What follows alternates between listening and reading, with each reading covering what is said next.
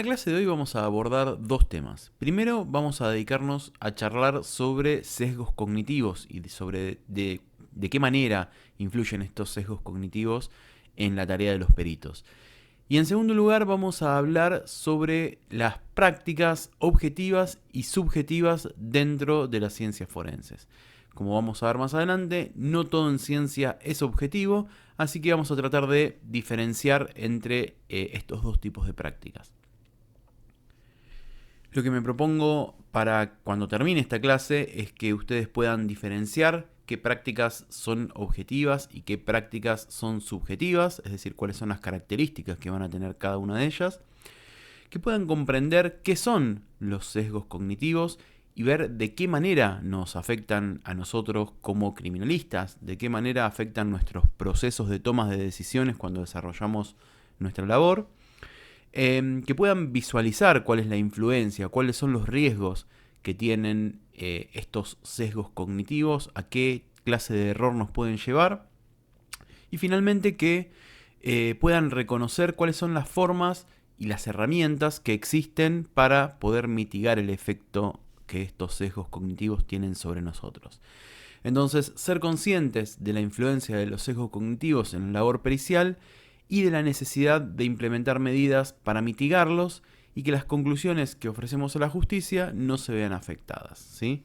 Esto vamos a ir abordando distintos temas para poder cumplir con estos objetivos. Entonces bien, simplemente a modo de repaso, recuerden que la clase pasada hablamos sobre lo que era la ciencia, cuál era el método científico, este proceso acumulativo de construcción del conocimiento, qué era el conocimiento válido, y también hablamos de las pseudociencias, es decir, contrapusimos una definición con otra. Ciencia por un lado y pseudociencia, ciencia basura o junk science por otro. Recuerden que respecto de la ciencia basura, habíamos dicho que lo que producía era resultados erróneos, le brinda mala información a la justicia, entonces después la justicia termina fallando de una forma equivocada en base a la información mala que recibió de las ciencias forenses. Recuerden que cuando hablábamos de ciencia basura, habíamos detectado tres factores, o habíamos propuesto tres factores que podían fallar y que esas fallas nos daban como resultado ciencia basura. Habíamos hablado de lo que eran fallas en la disciplina, cuando, por ejemplo, teníamos una disciplina que no tiene ningún fundamento científico válido, como por ejemplo la astrología. Entonces, si nosotros incorporábamos a un astrólogo, una astróloga, a una investigación criminal, íbamos a terminar ofreciendo a la justicia ciencia basura. Por otro lado, otra cosa que podía fallar eran los procesos. Es decir, yo puedo tener una ciencia consolidada, una ciencia válida, y sin embargo, si yo no sigo adecuadamente los procedimientos que establece mi disciplina, mi resultado va a ser erróneo, va a ser incorrecto. Entonces, ese sería un caso de falla en el proceso. Cuando yo tengo una disciplina válida, pero no cumplo con los procedimientos que establece esa disciplina. Y finalmente, el tercer tipo de falla eran las fallas en los peritos. Es decir, cuando el perito se equivoca, cuando el perito obra de mala fe, cuando el perito no tiene la capacitación suficiente. Cualquiera de esos factores puede llevar a un mal resultado, a obtener un mal resultado. Y lo que vamos a desarrollar hoy puntualmente, como les venía diciendo, son los sesgos cognitivos. Estos sesgos cognitivos son elementos que influyen o que influencian a los peritos y los conducen a error, los conducen a emitir opiniones equivocadas. Antes de que arranquemos a desarrollar estos temas, me interesa presentarles estos dos documentos, que decimos que son dos documentos refundacionales de las ciencias forenses. ¿Por qué decimos que son refundacionales? Básicamente porque marcaron un antes y un después en las ciencias forenses. Estos son dos documentos que fueron sumamente críticos, es decir, realizaron cada uno un análisis de la situación de las ciencias forenses a ese momento y criticaron muy duramente algunos aspectos. Entonces, en base a las críticas que hicieron estos documentos, es que las ciencias forenses fueron evolucionando e incorporando mejoras y desarrollando mayor potencial de investigación. Es decir, se consolidaron, empezaron a generar nuevas investigaciones, nuevo conocimiento, que fueron consolidando algunas disciplinas y algunas prácticas y desechando otras. Pero en fin, más allá de eso, no me interesa analizar en profundidad cada uno de los documentos, pero sí me interesa presentarlos porque cada uno de ellos incorporó o empezó a hablar, puso sobre la mesa algunos de los temas que vamos a tocar hoy. El que ven ustedes en la izquierda de la pantalla es el informe de la Academia Nacional de Ciencias del año 2009. Una de las características que tiene este documento es que fue uno de los primeros documentos en hablar de la noción de sesgo cognitivo, ¿sí? Es decir, introduce el concepto de sesgos cognitivos y su vinculación con los errores periciales. El documento que ustedes ven a la derecha es el informe del Consejo de Asesores Presidenciales en Ciencia y Tecnología, o PICAST, también conocido, del año 2016. Y este es el documento que hace una división o que plantea que hay algunas prácticas que son objetivas y otras prácticas que son subjetivas. En realidad, lo que plantea es que hay un grado distinto de subjetividad. Hay algunas prácticas que son mucho más subjetivas que otras, ¿sí? Entonces, a las que son mucho más subjetivas, habla de subjetivas, y a las que son menos subjetivas las trata como si fuesen métodos objetivos, aunque no son 100% objetivos, ¿sí? Pero bueno, vamos a diferenciarlas de esta forma: objetivas por un lado y subjetivas por otro. Empecemos entonces a analizar qué es lo que dice el informe de la Academia Nacional de Ciencias del año 2009 que recién les comentaba. Y fíjense de qué manera introduce este concepto de sesgo cognitivo. Este informe nos plantea que el juicio humano está sujeto a muchos tipos distintos de sesgo porque inconscientemente captamos señales de nuestro entorno y las incorporamos de forma no declarada en nuestros análisis mentales. Esos análisis mentales también pueden ser afectados por suposiciones injustificadas y por un grado de exceso en la confianza en nosotros mismos que no podemos reconocer. Estos sesgos cognitivos no son el resultado de defectos de carácter, en cambio son características comunes de la toma de decisiones y no pueden ser dejados de lado. Un ejemplo familiar es cómo el deseo común de complacer a otros o de evitar el conflicto puede sesgar el juicio de una persona si, por ejemplo, compañeros de trabajo o supervisores sugieren que están esperando o que han alcanzado un resultado en particular. La ciencia realiza grandes esfuerzos por evitar los sesgos utilizando estrictos protocolos para minimizar sus efectos. Bueno, ¿qué es lo que nos deja este párrafo? En primer lugar, nos dice que los sesgos son influencias externas que interfieren en nuestros procesos mentales y que esas interferencias o esas influencias son inconscientes, es decir, nosotros no nos damos cuenta que nos están afectando, ¿sí? Esto es una característica clave de los sesgos cognitivos. Bueno, después nos dice que podemos estar afectados por suposiciones injustificadas. Esto es cuando nosotros emitimos una opinión sin tener un fundamento que lo avale o un elemento que la avale. Nos dice que no pueden ser dejados de lado, es decir, yo no puedo voluntariamente bloquear mi percepción con el entorno para evitar los sesgos.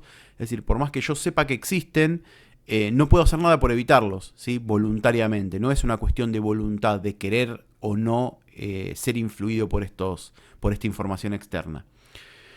Y el ejemplo que nos pone es un ejemplo clásico y nos plantea que cuando alguien está esperando un resultado de nosotros, ¿sí? Ya esa expectativa que tienen depositada nos hace ir en ese sentido. Es decir, cuando un jefe nos dice que está esperando de nosotros que la pericia dé de determinada manera, inconscientemente nosotros tendemos a querer satisfacer esa expectativa.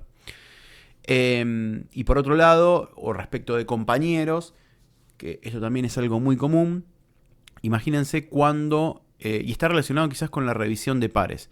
La revisión de pares es cuando ustedes como peritos revisan el trabajo que hizo un par, un compañero.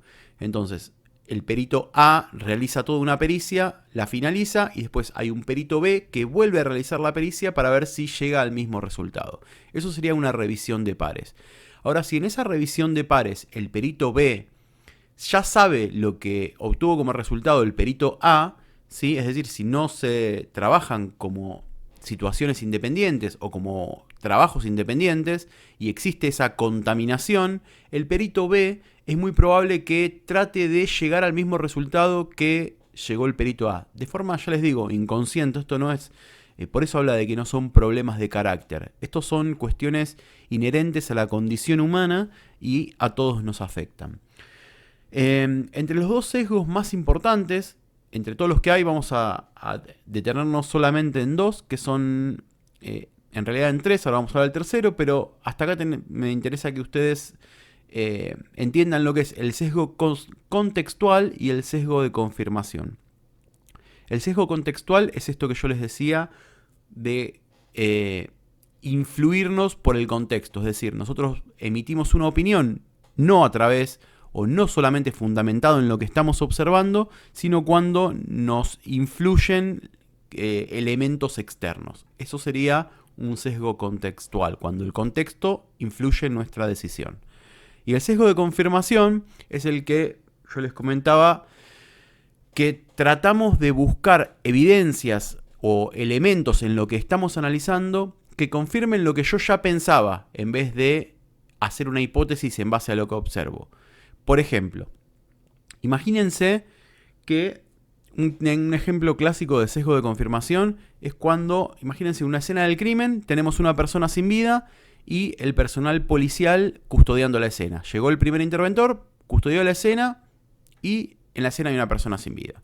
Cuando llega el grupo criminalístico, el primer interventor se entrevista con el coordinador del grupo criminalístico y le dice, bueno, tenemos una persona sin vida, y le aporta información extra que quizás el coordinador no necesita. Entonces le dice, tenemos una persona sin vida, los vecinos dicen que la vieron depresiva, que se había peleado con la pareja hace poco tiempo, que las últimas veces que lo vieron por el barrio iba a comprar y estaba mal de cara, estaba como triste, deprimido, que ya había tenido intentos de suicidios previos, y bueno, eso es la información que tenemos. El coordinador o el grupo pericial, cuando entra a la escena, ya entra con ese contexto que le brindó el primer interventor y no entra limpio de prejuicios a procesar esa escena. Es muy probable que entre a buscar indicios que confirmen que esa escena fue un suicidio, tal como le dijo el primer policía que intervino y que fue quien le pasó las novedades de la escena. Es decir, el grupo pericial no va a entrar a buscar indicios de forma desprejuiciada para poder entender qué fue lo que aconteció en esa escena, sino que va a entrar a buscar elementos que confirmen la hipótesis que ya les planteó el investigador inicial. Entonces, acá tenemos los dos ejemplos, del sesgo contextual y del sesgo de confirmación. Fíjense respecto a sesgos cognitivos lo que nos dice Carmen Vázquez en este manual de prueba pericial que está disponible de forma gratuita en internet y les recomiendo que lo descarguen y que lo puedan leer porque tiene muchos temas y muchos puntos interesantes. Específicamente respecto a sesgos cognitivos nos dice que los sesgos cognitivos son errores sistemáticos en el razonamiento que tienen lugar cuando los seres humanos procesamos e interpretamos información. Y por supuesto, las decisiones y conclusiones que hacemos se ven afectadas por ello. Vale la pena enfatizar que no se trata de un error lógico o inferencial, sino en el procesamiento de información relacionado con nuestras debilidades de memoria o de atención. Digo nuestras porque todos los seres humanos las tenemos y precisamente por ello todos somos susceptibles de sufrir sesgos cognitivos. Fíjense, nos vuelvo a repetir que no es un problema de carácter, como decía el NAS, el informe de la Academia Nacional de Ciencias, sino que es una característica inherente del ser humano, esto de ser vulnerable a sesgos cognitivos. Y lo que nos plantea es un nuevo tópico y nos habla de las debilidades de memoria o de atención. Esta debilidad de memoria o atención tiene mucha relación o está muy vinculado a lo que son los testigos presenciales. Cuando una persona presencia un hecho violento o un delito y después se la llama a declarar, no sé si a ustedes les habrá pasado particularmente o habrán escuchado esta situación, pero generalmente cuando tenemos 2 o 3 personas que presencian un mismo hecho, un mismo evento, una misma situación, cada una la va a percibir de forma particular. Cada una va a percibir a través de sus sentidos esa situación de una forma personal. ¿Por qué es esto? Bueno, porque cada uno de ellos va a tener el foco de atención puesto sobre un determinado elemento y cuando fijamos la atención sobre algo, los seres humanos perdemos la visión periférica, la visión panorámica. Entonces, eso hace que estemos atentos a un determinado punto, a un determinado objeto, a un determinado elemento y que nos perdamos el panorama. Por eso no es extraño que cuando varias personas presencian un mismo acontecimiento, cada una de estas lo narre de una forma particular e incluso algunos detalles haya divergencias. Y esto no es porque las personas estén mintiendo deliberadamente, sino porque hay debilidades en la atención y hay fallas, digamos, o carencias en esta percepción general de la escena porque tenían puesto el foco sobre otro elemento en particular. Entonces, hasta ahora tenemos sesgos de contexto, sesgo contextual, sesgo de confirmación y debilidades de memoria o atención, que es un poco los que les resumo en este cuadro, ¿sí? Dijimos que estas debilidades de memoria o atención son las que influyen, por ejemplo, en cómo los testigos presenciales perciben los acontecimientos a través de sus sentidos. El sesgo contextual es cuando valoramos los elementos según lo que me indica el contexto y no por las características propias del elemento que estamos analizando. Y el sesgo de confirmación es cuando buscamos evidencias que avalen nuestra hipótesis en lugar de construir nuestra hipótesis en base a lo que observamos en la evidencia. Ahora les propongo un ejercicio de memoria de atención que ilustra o ayuda a entender un poco esto de los sesgos cognitivos y les voy a reproducir un video. En el video ustedes van a ver que hay 2 equipos de personas pasándose una pelota de básquet.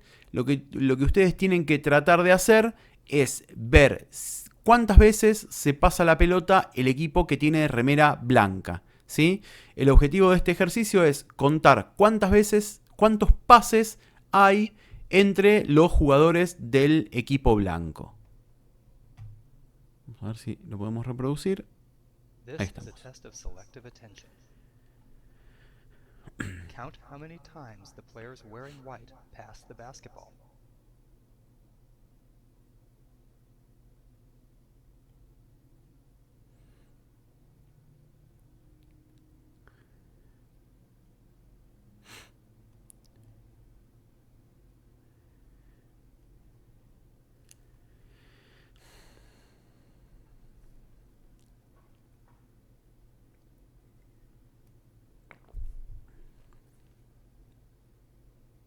How many passes? ¿Pudieron contar los pases?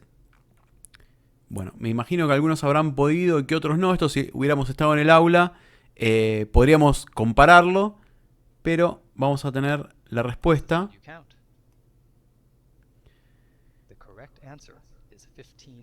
La respuesta correcta es 15 pases.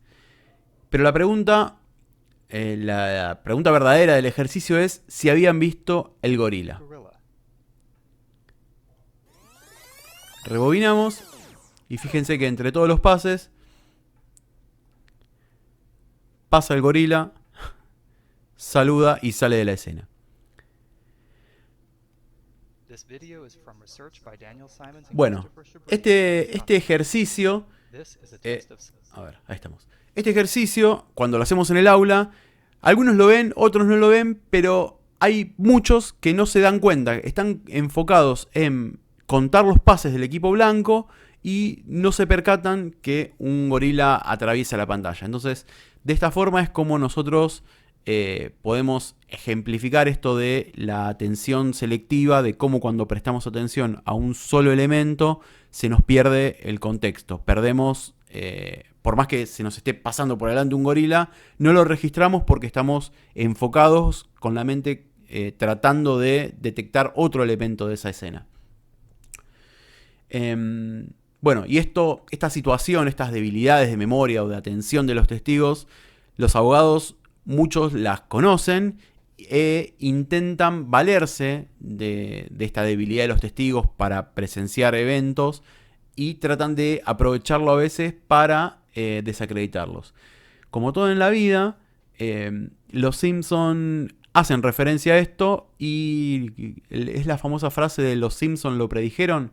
Bueno, fíjense lo que hace Lionel Hutz. Bueno, si en verdad usted nunca olvida nada, dígame esto.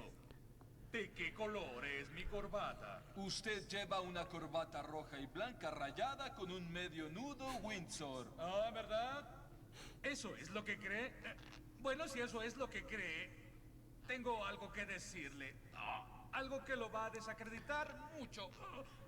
Y eso es lo que sigue.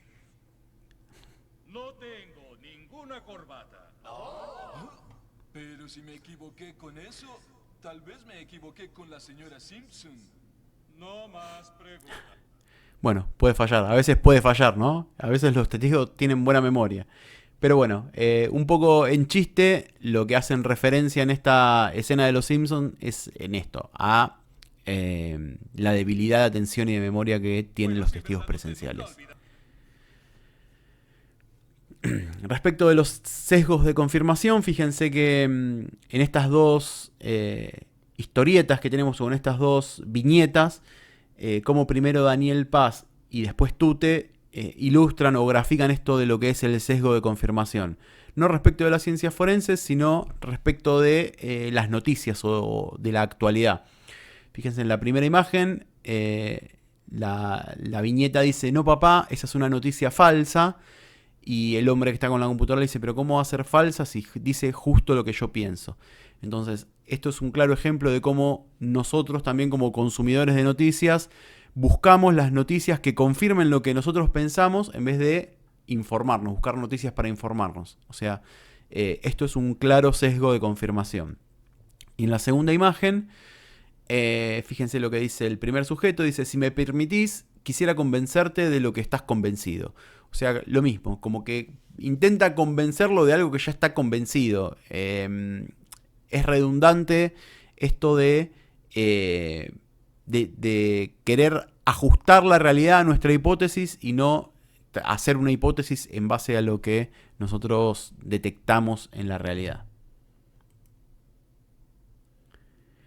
Respecto del sesgo de confirmación también, fíjense lo que planteaba Arthur Conan Doyle a través de su personaje Sherlock Holmes ya en 1891. En un pasaje de la historia Escándalo en Bohemia, un escándalo en Bohemia, Sherlock Holmes le decía a su ayudante Watson lo que está en el cuadrito amarillo. Y fíjense, le decía: aún no tengo información. Es un error capital teorizar antes de tener información. Insensiblemente, uno empieza a tergiversar los hechos para que encajen en sus teorías en vez de que las teorías encajen con los hechos. ¿Sí? Entonces, fíjense como de nuevo, ya en 1891, Sherlock Holmes o Arthur Conan Doyle, que fue uno de los pioneros en esto de la prescientificidad, en la etapa prescientífica de la criminalística, ya hacía referencia a lo peligroso que es, o a los peligros que implica dejarse llevar por los sesgos de confirmación. Bien, ahora vamos a hacer otro ejercicio. Y lo que me interesa es que ustedes vean esta figura que está acá, o este símbolo, lo identifiquen, me digan qué símbolo es. tenemos 1, tenemos el segundo símbolo y tenemos el tercer símbolo. Tenemos una secuencia de símbolos. Todos los podemos identificar seguramente que la secuencia es, o estaremos de acuerdo en que la secuencia es ABC. Ahora tenemos otra secuencia. Tenemos un nuevo símbolo, otro más y el tercer símbolo. Acá estamos de acuerdo, seguramente estaríamos de acuerdo en que la secuencia es 12, 13, 14.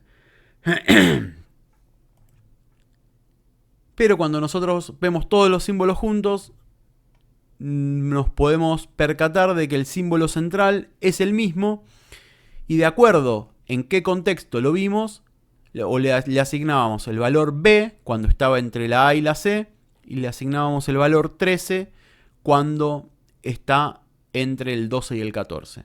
Bueno, este ejercicio también lo que demuestra, este es un ejercicio diseñado por el doctor Itiel Dror, que es un científico que se dedica desde hace muchísimo tiempo a investigar el efecto de los sesgos cognitivos, no solo en las ciencias forenses, sino en un montón de disciplinas. Tiene una cantidad enorme de papers y de investigaciones realizadas.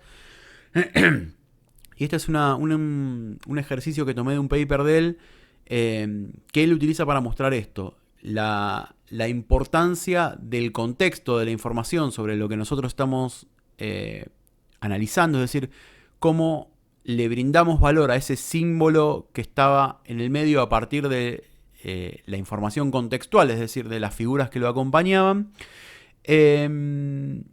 Y también otra cosa que él hace referencia es que es muy importante el orden en el cual la persona recibe la información, porque eso también lo afecta.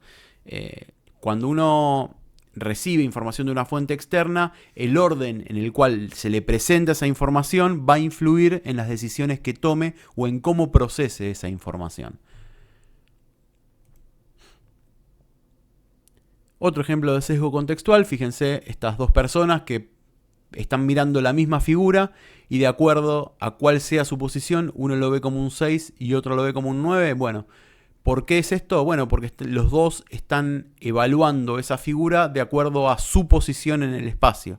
Entonces le brindan el valor que ellos le ven desde su punto de vista. Un experimento súper interesante que hizo el doctor Itiel Dror para demostrar la influencia de los sesgos cognitivos en las ciencias forenses, particularmente en la papiloscopía, en el análisis de huellas dactilares, es este que les presento en esta diapositiva. Lo que hizo fue agarrar a dos grupos de peritos en papiloscopía, grupo 1 y grupo 2.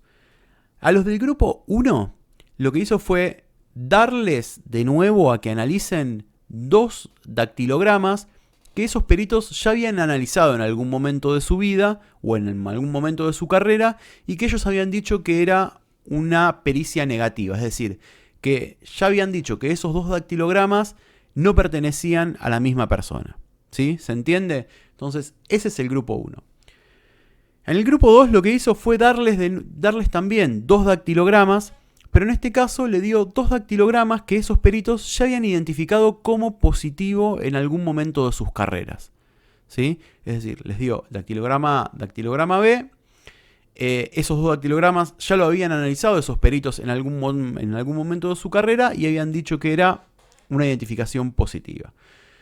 Entonces, a los del grupo número 1, al grupo de peritos que les dio las huellas que ellos habían dicho que no eran de la misma persona, les dio las huellas y les agregó una información contextual falsa. Es decir, les dijo que el sujeto a quien correspondía la huella B había sido detenido en la escena del crimen. Le dio la huella A, que era la del lugar del hecho, la huella B, que era de una ficha de cadactilar, y le dijo que esa ficha de cadactilar se la habían tomado a un sujeto que fue detenido en la escena del crimen. Recuerden que este primer grupo, esos dos dactilogramas o esas dos huellas ya lo habían analizado en algún momento de sus carreras y habían dicho que eran negativas. Entonces les introducen esta información contextual falsa. A los del grupo número 2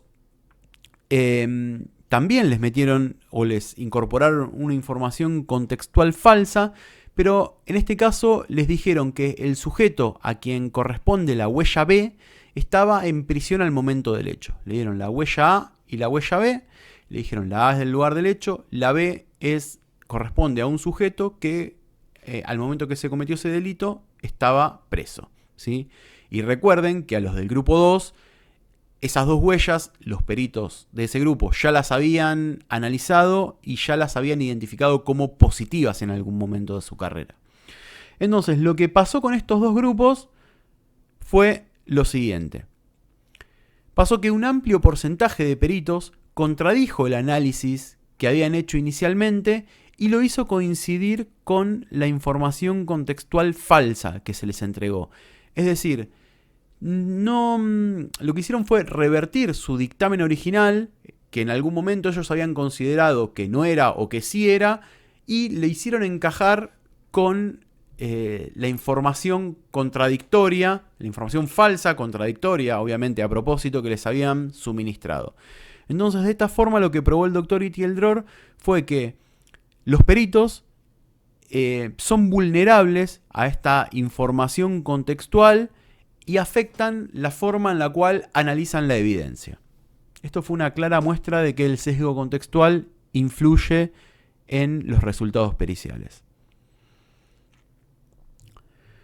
Un caso real, no sé si ustedes se acordarán, fue esto es la tapa del diario El País acerca del atentado de Atocha, la estación de trenes de Madrid, del año 2004. Fue un atentado muy grande que dejó una gran cantidad de muertos y heridos. Y lo que pasó con posterioridad a este hecho fue que se pudo recolectar una huella dactilar. Esa huella dactilar la analizó el FBI y a través de la carga en las bases de datos terminaron indicando que pertenecía a Brandon Mayfield. Brandon Mayfield es un abogado estadounidense. Hasta ahí una identificación normal. Pero resulta que Brandon Mayfield no tenía nada que ver. Se probó que él no estaba ni siquiera en España al momento de ese atentado. Y después la policía, la Guardia Civil española, termina atribuyendo esa huella dactilar que el FBI había dicho que era de Brandon Mayfield, en realidad la termina adjudicando a un ciudadano argelino. Que efectivamente esa identificación sí fue correcta. Este error del FBI trajo, grandes consecuencias, se empezó a investigar qué era lo que había fallado. Esos resultados están plasmados en este informe del Departamento de Justicia de los Estados Unidos, que lo que dice es que los peritos que estuvieron involucrados en esa causa tuvieron un sesgo de pensamiento circular o razonamiento circular. Fueron influenciados por un sesgo de razonamiento circular y que por ese motivo dieron una conclusión errónea, una conclusión que no era. Esto es un informe que tiene varias páginas y acá solamente les saco la conclusión que habla respecto del sesgo. Pero más que nada para que ustedes vean hasta qué punto esto puede influir y de qué manera influyó. No es que es un invento teórico, sino que en la práctica sucedieron errores por estos sesgos. Este razonamiento circular, para que entiendan, ahora les voy a contar más o menos cómo funciona una identificación de huellas dactilares, para que puedan entender lo que el FBI llamó razonamiento circular o este sesgo de razonamiento circular. Cuando nosotros hacemos una pericia entre huellas dactilares, lo que hacemos es analizar la huella, en primer lugar, siempre la que recolectamos del lugar del hecho. En este caso sería la huella A. Sobre esta huella vamos a marcar todas las características, todos los puntos característicos, todas las minucias que nosotros encontremos. Una vez que tenemos todas las huellas marcadas, recién ahí empezamos a mirar la huella B, es decir, la huella de la ficha de dactilar de la persona del sospechoso, digamos, o de todos los sospechosos que tengamos, o de todos los resultados que nos arroje la base de datos. Pero una vez que marcamos todas las características en A, no antes. Entonces, marcamos todas las características en A, empezamos a analizar la huella B y nos fijamos si en esta huella B están presentes las características que nosotros marcamos en A. Si están presentes, será una identificación. Si no están presentes, no será una identificación. Pero lo que no podemos hacer es observar características en la huella B y marcarlas en la huella A. ¿Sí? Es decir, nosotros vamos siempre de A a B, no podemos ir de B a A. ¿Por qué no podemos ir de B a A? Bueno, justamente por esto, porque se genera este razonamiento circular o este procesamiento circular que es uno de los elementos que lleva a error o llevó a error en la identificación de Brandon Mayfield. La Academia Nacional de Ciencias en su informe también hace mención a este caso y fíjense lo que dice. Que en la identificación de Brandon Mayfield, los peritos que intervinieron estaban influenciados por la urgencia de la investigación para afirmar repetidamente esta decisión errónea. Es decir, que también habla de la vulnerabilidad que tenían estos peritos a las presiones externas, la urgencia en la investigación, el hecho de gran trascendencia pública que tenía, las agrupaciones terroristas que estaban involucradas. Entonces toda esa presión les jugó en contra a los peritos para hacer su trabajo y como consecuencia terminaron dando una respuesta errónea. Bien, ahora sí vamos a entrar a analizar el informe del Consejo de Asesores Presidenciales en Ciencia y Tecnología, el PICAST, que como les había adelantado es el documento que introduce esta concepción de métodos objetivos y de métodos subjetivos. Y fíjense cómo los define. Nos dice que los métodos objetivos son aquellos que tienen procedimientos definidos con una estandarización y cuantificación lo suficientemente detallada que el juicio humano es poco o nulo, pueden automatizarse. Es decir, que en los procedimientos objetivos todos los pasos están sumamente maquinizados, si se quiere, estandarizados, tienen pasos concretos o procedimientos concretos y pueden cuantificarse, o sea, tienen un alto nivel de cuantificación, de forma tal que el juicio humano, el ser humano no tiene que tomar demasiadas decisiones interpretativas. Es decir, cumple el paso A, después se cumple el paso B, se cumple el paso C, y no es el juicio humano el que interviene en hacer una interpretación, sino que el mismo proceso arroja un resultado. A eso es a lo que llama procedimientos objetivos. Y los contrapone con los procedimientos subjetivos. ¿Cuáles son los procedimientos subjetivos? Nos dice que estos tienen procedimientos con una alta influencia de la decisión humana, por ejemplo, para decidir qué características comparar o cuándo son suficientes para establecer una coincidencia. Es decir, ahora vamos a ver los ejemplos de métodos objetivos y de métodos subjetivos. Un método objetivo podría ser, por ejemplo, el análisis de ADN siempre que hablemos de perfiles simples, es decir, cuando no tenemos mezcla de más de una persona, es decir, tenemos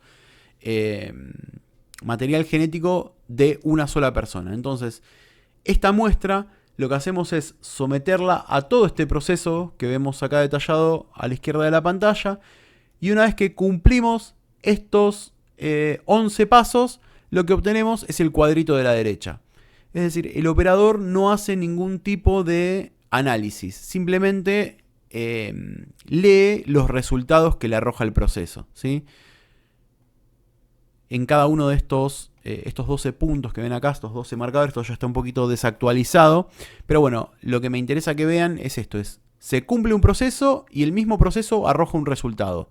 Fin, no hay una influencia de la decisión humana o no hace falta una interpretación humana en el desarrollo de este procedimiento.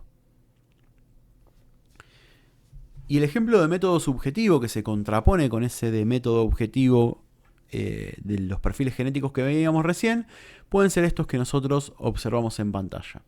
Podría ser, por ejemplo, una identificación de manuscritos, es decir, cuando nosotros vemos dos firmas y tenemos que decir si fueron realizadas por la misma persona. También podría ser una identificación de vainas servidas, es decir, cuando nosotros estamos observando dos vainas y tenemos que determinar si fueron percutidas por una misma arma de fuego. O cuando analizamos dos huellas dactilares para saber si corresponden o no a la misma persona. O cuando miramos dos proyectiles y lo mismo, para determinar si esos dos proyectiles fueron disparados por la misma arma de fuego. O cuando analizamos patrones de manchas de sangre para determinar cuál fue el mecanismo que produjo ese patrón o cuál fue la dinámica que se desarrolló dentro de una determinada escena del crimen. Y todos estos son métodos subjetivos. ¿Por qué? Porque no existe como en el ADN que metemos la muestra por un lado y vamos a buscar el resultado por otro para que nos diga si las dos vainas servidas fueron percutidas por una misma arma de fuego, sino que en estos procesos es el perito el que tiene que mirar, el que tiene que analizar, el que tiene que detectar cuáles son las características coincidentes e incluso el que tiene que evaluar cuántas características son suficientes para poder establecer cuántas características coincidentes tiene que detectar entre los dos elementos para determinar que tienen un origen común o que tienen una fuente común. Es decir, que fueron realizadas por la misma persona, que fueron percutidas por la misma arma, que fueron las huellas depositadas por la misma persona otra vez. O cuál fue el mecanismo por el cual se depositó determinada mancha de sangre sobre una superficie. Acá la influencia la influencia que tiene el razonamiento humano, el juicio humano para poder llegar a la conclusión es muchísimo más alta que en los procesos objetivos.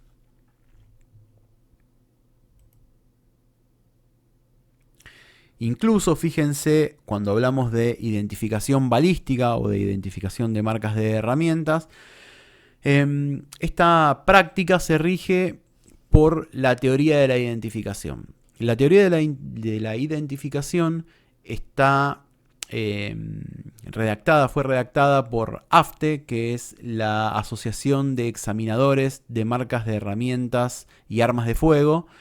Y lo que nos dice AFTE, lo que nos dice esta organización profesional, que es la organización que nuclea todo el conocimiento relacionado a la identificación balística, lo que nos dice AFTE en su teoría de la identificación es que actualmente la interpretación de individualización o de identificación es subjetiva por naturaleza y que está fundada en principios científicos y basada en la formación y en la experiencia del examinador. Es decir, que tiene una alta influencia el perito, el juicio del perito. Si ese perito está formado y tiene la experiencia suficiente, va a poder otorgar conclusiones más precisas que alguien que tiene menos formación y menos experiencia. O sea, esto de la repetibilidad y la reproducibilidad de las experiencias, como habíamos visto en la clase anterior, va a tener una alta carga subjetiva, es decir, va a depender en una gran medida de la formación y de las aptitudes que tenga ese perito. Y fíjense cómo, de nuevo, AFTE lo plasma taxativamente en su teoría de la identificación, ¿sí? Ya de movida nos dicen que, bueno, la identificación balística es subjetiva por naturaleza. Respecto a este mismo tema, las disciplinas subjetivas, de nuevo volvemos al manual de prueba pericial de Carmen Vázquez y fíjense lo que nos plantea.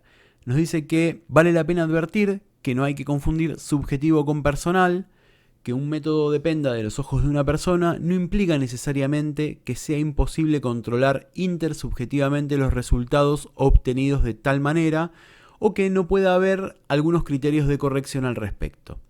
Lo que en cambio sí implica es un fuerte componente humano y con ello una especial vulnerabilidad a cierto tipo de errores a inconsistencias entre analistas y a sesgos cognitivos. Estas diferencias entre tipos de prueba periciales no pueden pasarnos inadvertidas. Fíjense, ¿qué es lo que nos dice Carmen Vázquez respecto de las pruebas subjetivas? Bueno, que nos dice que estas prácticas sean subjetivas no quiere decir que estén mal o que no sean científicas o que sean mala palabra, sino que estas pruebas subjetivas tienen un fuerte componente humano y que son más vulnerables a ciertos tipos de errores, a inconsistencias, es decir, que va a haber menos repetibilidad, menos reproducibilidad y que son más vulnerables a sesgos cognitivos. O sea, tenemos que tenerlo en cuenta, no tenemos que afirmar cosas que no son, no podemos decir que la identificación balística, por ejemplo, es objetiva, porque ahí estaríamos mintiendo, sino que tenemos que asumir que son prácticas subjetivas y que son más vulnerables a estos problemas. Que sean más vulnerables no quiere decir que sean inválidas, sino que nos invita a que estemos más atentos, a que estemos más preparados y a que tratemos de minimizar los errores y a mitigar y a tomar medidas para mitigar los sesgos. Como resumen, les digo, o les pongo acá en esta pantalla que las debilidades de los métodos subjetivos entonces son que tenemos menor repetibilidad y menor reproducibilidad, es decir, vamos a tener mayor inconsistencia fundamentalmente entre analistas, es decir, vamos a tener menos reproducibilidad. No se pueden definir márgenes de error de las técnicas, es decir, yo no puedo decir que tan precisa es una técnica porque esa técnica tiene una alta dependencia del operador. Entonces, a lo sumo podría medirla sobre el operador, pero esto también es bastante particular y está bastante discutido. Yo podría ver cada cuánto, cuál es el margen de error de una persona para hacer identificaciones balísticas. Pero no es tan simple y no es tan taxativo. Acá profundizar sobre esto sería más complejo. Quédense solamente con esto, con que no se pueden medir los márgenes de error de las técnicas. Tenemos que tener una fuerte dependencia de la aptitud, de la capacidad, de la experiencia y de la formación del operador, y que tenemos un mayor riesgo de afectación por sesgos. Bien, entonces ahora sí, para cerrar la clase, me interesa que repasemos o que vuelvan a ver que sobre todo lo que fuimos conversando, que destaquen estos 3 puntos principales. Primero, que sepan que existen prácticas forenses con distintos grados de subjetividad, con distintos tipos de subjetividad, algunas más subjetivas que otras, como vimos el caso de, por ejemplo, la identificación de firmas y contraponiéndolo con el análisis de ADN de perfiles simples. Que esas prácticas de mayor grado de subjetividad presentan ciertas debilidades, por lo que requieren de una mayor atención para asegurar la calidad de los resultados, y que los sesgos cognitivos afectan la toma de decisiones de los peritos y que, si bien no pueden eliminarse, pueden mitigarse. Y sobre esto de la mitigación vamos a hablar en la próxima clase. Rescaten lo que decía el informe de la Academia Nacional de Ciencias, eso de que la ciencia trata de mitigar la influencia de los sesgos a través de estrictos protocolos. Y bien, me interesa entonces que hagan foco sobre estos 3 puntos. Recuerden que hablamos sobre sesgos cognitivos, específicamente sesgos de contexto, sesgos de confirmación y de debilidad en la atención y en la memoria. Y nada más, por hoy vamos a dejar acá.